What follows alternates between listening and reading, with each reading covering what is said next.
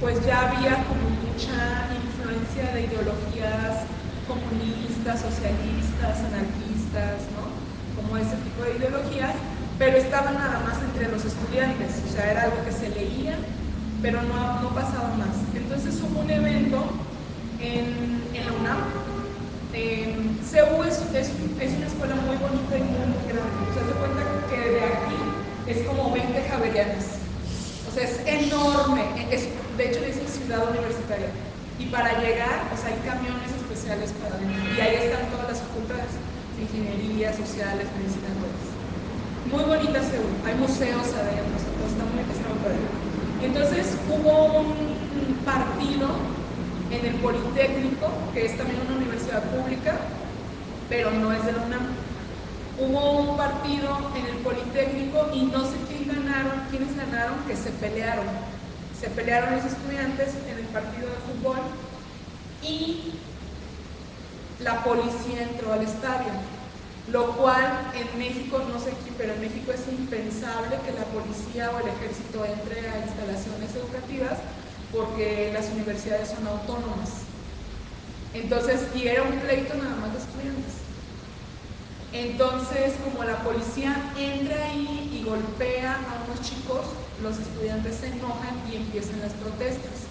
Empiezan las protestas por la represión policial. Al principio era solo eso, pero luego, como que las discusiones entre estudiantes dio pie para que ya entraran cuestiones ahora sí más políticas. O sea, ya se hablaba de cambiar el sistema universitario, ya cuestionaban al gobierno, ya cuestionaban al ejército, empezaba a haber asambleas donde se discutían teorías justamente socialistas, marxistas, todo esto. Entonces el movimiento empezó a crecer ya no nada más dentro del Politécnico ni dentro de la UNAM, sino dentro de otras universidades y en otros lugares del país. Entonces el movimiento se hizo muy grande y hubo muchas protestas. Entonces, creo que ya el movimiento llevaba varios meses y en ese año iban a ser las Olimpiadas en México, que eran las primeras Olimpiadas en Latinoamérica. O sea, era la primera vez como que en ese punto veía Latinoamérica. O sea, imagínate cómo estaba el gobierno, que el metro de la Ciudad de México, el subterráneo de la Ciudad de México, se hizo para las Olimpiadas. Y el metro ahorita es uno de los más grandes del mundo, ¿no? Entonces estaban invirtiendo mucho dinero. México quería mostrarse como un país progresista, desarrollado, o sea, todo esto que luego quieren los países, ¿no? Sí. Entonces, pero tenían acá las protestas de los estudiantes. Entonces, que estaban dando mucho de qué hablar, que ya había otros grupos ya más serios, por así decirlo, involucrados, ¿no? Y todo. Entonces, justamente en esa marcha, en la del 2 de octubre, iba a ser muy grande, se iban a quedar de ver en la Plaza de las Tres Culturas, que es como si se vieran aquí afuera, porque es un grupo de edificios así como esta. Pues es una colonia de departamentos normales, pero se le llama la Plaza de las Tres Culturas porque ahí hay una zona arqueológica. Como México fue construido sobre pirámides, sobre los restos indígenas, haz de cuenta, tú vas ahí al Tlatelolco, todavía puedes ir, y hay una estación del metro, o sea, llegas fácilmente. Se ve así, si tú buscas en internet, se ve así las pirámides, como las ruinas, y luego está acá la colonia de edificios, y luego acá hay una iglesia. Por eso se llama la Plaza de las Tres Culturas. Porque están así, ¿no? Como lo de antes. ¿Las 6? Las 3. Las 3, ok. Entonces, se habían quedado de ver ahí para un meeting, para decir cosas. Ya había mucho conflicto entre los mismos estudiantes. Ya algunos no querían estar, ya algunos les daban miedo. O sea, ya había cuestiones ahí raras, pues, ¿no? Pero ese día se habían quedado de ver ahí. Entonces, aparentemente estaban hablando ya pues como cualquier marcha, ¿no? Estaban hablando en el meeting, estaban diciendo cosas, consignas, y empezaron a ver que como en las cosas así de los edificios, de los departamentos, empezaron a ver que había gente, y creo, o sea, lo que dice la prensa es que en un momento que alguien, que de un edificio salió como una bengala, como en los conciertos, así que sí, salió una bengala, y que así 30 segundos después empezaron a disparar de los edificios a la gente. Y hagan de cuenta que para entrar a esa plaza son callecitas chiquitas, sí, y son departamentitos, y luego está la avenida, pero para ir a la avenida tienes que bajar a la zona arqueológica. Entonces, de las calles empezaron a salir tanques del ejército. O sea, no sé cómo, pero metieron ahí los tanques. En las callecitas. Entonces, los muchachos empezaron a correr para esconderse. Unos se metieron a los edificios y sí lograron resguardarse. Otros dicen que se quisieron resguardar en la iglesia y el padre no los dejó. Y ahí fue cuando empezaron las detenciones. Pero lo que dicen es que no todos los del gobierno estaban de acuerdo. O sea, porque dicen que era un grupo especial del ejército. No era, el ejército solo iba a reprimir, pero los que estaban disparando eran unos que eran encubiertos, porque iban, no sé cómo, pero llevaban aquí un pañuelo blanco, algo así. O sea, todo fue muy raro. Era un grupo especial para eso. Aquí hubo uno de esos para cuando quisieron capturar a Pablo Escobar, hicieron el cuerpo élite o algo así. Y era un grupo que solo se especializó en la captura de Pablo Escobar. Sí.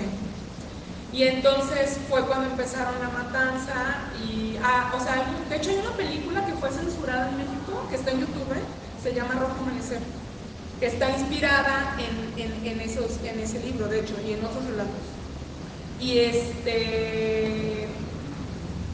Y pues dicen, y bueno, ahí fue la matanza de los chavos, muchos desaparecieron, muchos fueron encarcelados.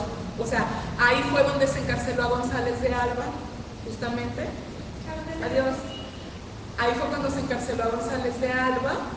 Se encarceló a otro que se llama... Ay, que me gusta mucho, que le gusta mucho mi marido. ¿Cómo se llama? Ahorita me voy a acordar. Pero bueno, se encarceló a muchos escritores, muchos artistas, muchos políticos. Y lo más curioso fue que al otro día, o sea, la televisión no dijo nada de eso. O sea, era como un conflicto entre estudiantes, un conflicto entre los que ya con las semanas se fue conociendo realmente qué fue lo que pasó. Pero bueno, pero no fue lo único eso, o sea, eso fue lo que más se conoció, pero es que la gente, no sé aquí cómo sea Bogotá, pero en México todavía hay muchos lugares donde la gente es muy religiosa, es muy católica. Bueno, no está mal ser católico, pero es muy conservadora. Entonces había mucho temor a estos movimientos sociales, al comunismo, o sea, a los derechos sociales. 3 semanas antes de eso, hubo un caso de unos estudiantes y unos trabajadores de la Universidad de Puebla, que ellos fueron de excursionistas a un volcán que hay allá. Puebla también está en el centro del país. Entonces ellos iban nada más como a hacer hiking, ¿no? O sea, subir al cerro, pues, ¿no? Entonces, cuando venían bajando del cerro, los agarró la noche y los agarró la lluvia. Entonces llegaron a un pueblo que se llama Canoa, yo conozco ese pueblo, y ellos llegaron a pedir asilo ahí. Entonces la gente ahí habla una lengua indígena y español, es como una mezcla ahí. Entonces cuando les preguntaron quiénes son, los muchachos dijeron, somos estudiantes. ¿Pero cómo dijeron?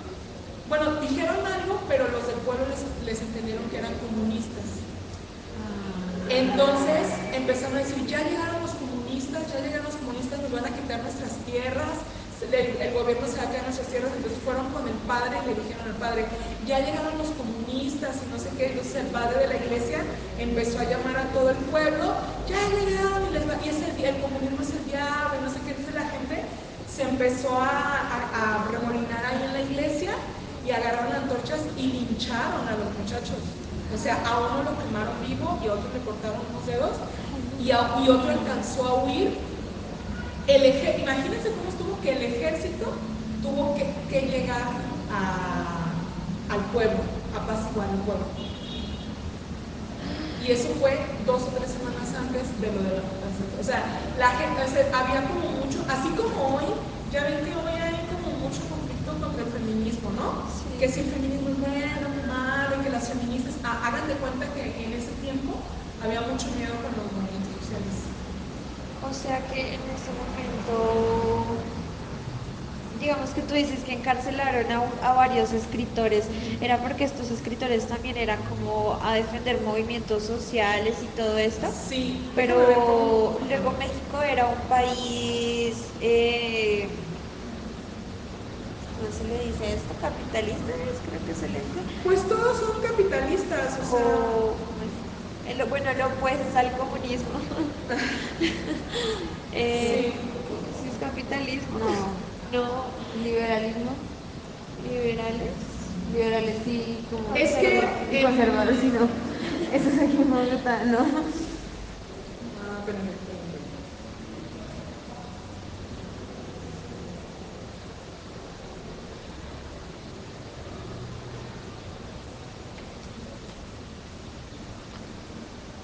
No, es que miren, en México hubo, después de la Revolución Mexicana, que fue en 1900, bueno, se acabó como en 1920, a José Revueltas.